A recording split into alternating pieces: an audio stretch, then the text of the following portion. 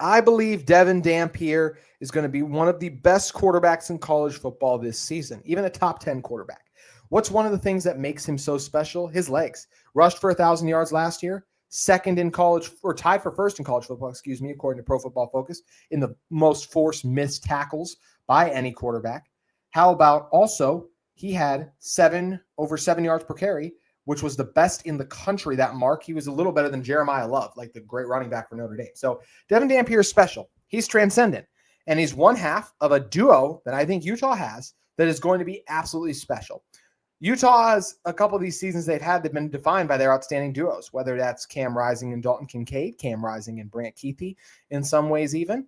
Utah, if they want to win the Big 12, get back to a conference championship caliber program, they're going to need a duo to step up. I believe that duo, Devin Dampier and his teammate in the backfield, Wayshawn Parker, the Washington State transfer coming over after putting up over 700 yards on the ground last year with the Cougars, over 735 yards rushing, 137 carries, averaged 5.4 yards per carry a season ago. And Devin Dampier averaged 7.5 yards per carry himself. So those two guys are absolutely electric with their legs, and I truly believe they are going to make up what is the most formidable rushing tandem in not just the Big 12, but college football. I don't think there will be a quarterback, running back combination that rushes for more yards this college football season than Devin Dampier and Wayshawn Parker. I believe Wayshawn Parker gets over 1,000 yards. I know him and Naquari Rogers are 1A and 1B right now, but I think Parker's going to separate himself. I think Rogers will still get carries every single game, but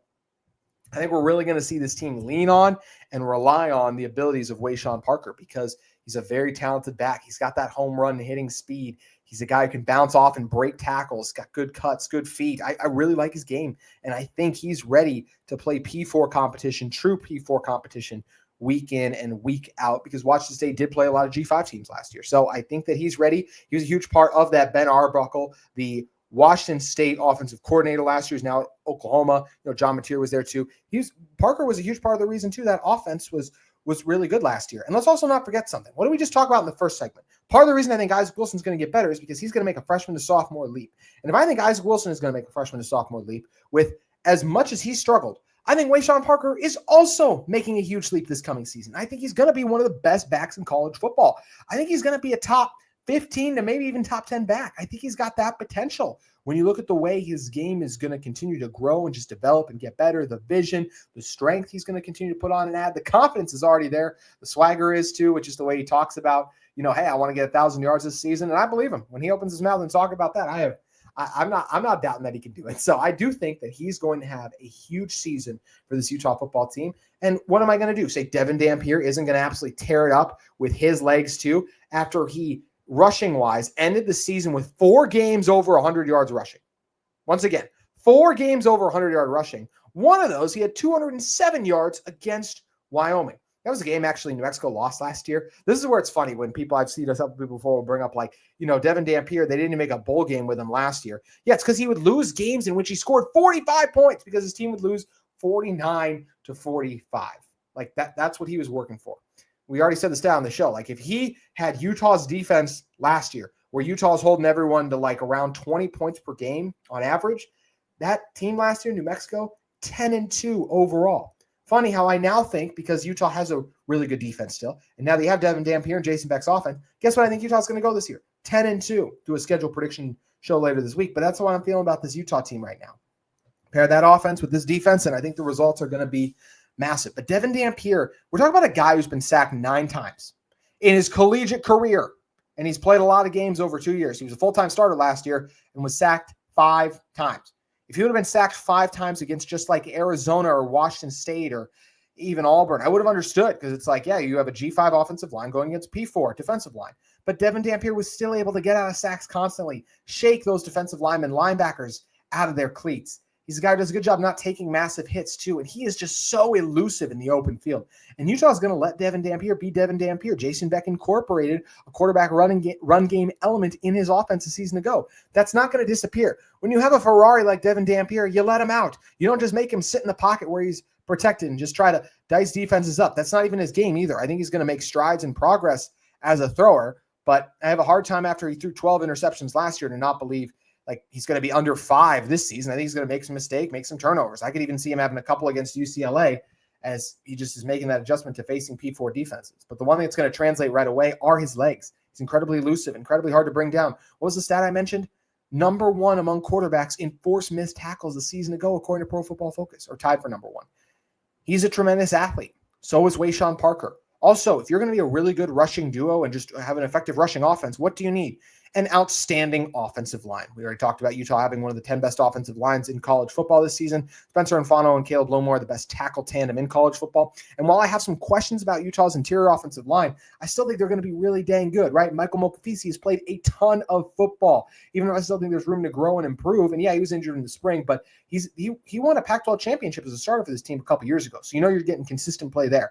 So Noah Tonga, I thought had his ups and downs last year, but he was still a effective run blocker overall, and I think he's only going to continue to grow and get better another year at guard. And Jaron Kump, this team fully believes in. He was voted a captain. I have my questions about Jaron Kump based on what we've seen, but if only one offensive lineman is, to me, a major concern, even if I think Tongai and Mokafisi could use improvement, but based on what I just saw from Kump last year, I'd say his play is majorly concerning. But everyone's confident in him. And I'm starting to come around as well, too. Like, hey, if you guys believe in this, if you think it's the best option, then roll him out there. And hopefully he can have the type of season that shuts up all the doubters like me at times even. But either way, this Utah team is going to have a very good offensive line. I think the tight end run blocking should hopefully improve another year for Dallin Bentley in there. But either way, tight ends aren't a massive part of this offense. And who knows what creative ways Utah might as well try to get extra blockers on the field and the things they're going to try to do. The culture of this team is going to continue to be how they run the football. They got a dynamic quarterback and running back who can do it. I believe Devin Dampier and Wayshawn Parker are going to set the college football world on fire in the ground game. I think this is a team that is going to – I do think Utah leads the Big 12 in rushing this coming season. I think because of Devin Dampier, I think he gets 1,000 yards on the ground. I think Wayshawn gets 1,000 yards on the ground. I think it's a formidable 1-2 punch in the backfield, and that offensive line that acts as the sledgehammer that makes that 1-2 punch even more effective because there's only so much you have to punch through when everyone is doing their job up front, taking on their blockers, moving or taking on their defensive linemen, moving them downfield, absorbing linebackers, reaching the second level. This is what I believe this Utah offensive line is capable of at a high level. They got great coaching, and I really think that Devin Dampier and Jason Beck's offense, Mark Atuai, what he's doing with his running back room, especially Wayshawn Parker, is going to be a force to be reckoned with. Utah was born for the physicality of the Big 12. It's how they were able to best teams in the Pac-12, and this is a team to me that is ready to put the Big 12 on notice with their physical play style this coming season. Today's episode of Locked On Utes is brought to you by PrizePicks. This episode is brought to you by PrizePicks, the daily fantasy platform that lets you turn your football predictions into real rewards. Preseason is already heating up, and college football isn't far behind. Whether you got your eye on a big-name quarterback or breakout running backs, PrizePicks makes it easy to get in on the game. Do you think Joe Burrow, Saquon Barkley, Josh Allen, Aaron Rodgers are going to have monster seasons? Well, PrizePicks is simple to play. You can pick more or less on 2 to 6 player stat projections, and if you get those picks right, you could cash in and win up to 2,000 times your money. Also, there's the flex play option. It's a total game changer. Even when one of your picks misses, you still double your money. PrizePicks puts their members first, so all withdrawals are fast, safe, and secure. You can download the PrizePicks app today and use code LOCKEDONCollege, all caps, no spaces, to get $150 in. Download the PrizePicks app today and use code LOCKEDONCollege, all caps, no spaces, to get $50 in lineups after you play your first $5 lineup. That's code LOCKEDONCollege, all caps, no spaces, to get $50 in lineups after you play your first $5 play. PrizePicks, run your game today. That's going to do it for our show. Thank you again for making Locked On Utes your first listen and view of the day. We'll be back with you tomorrow talking about the latest and greatest for the University of Utah football program.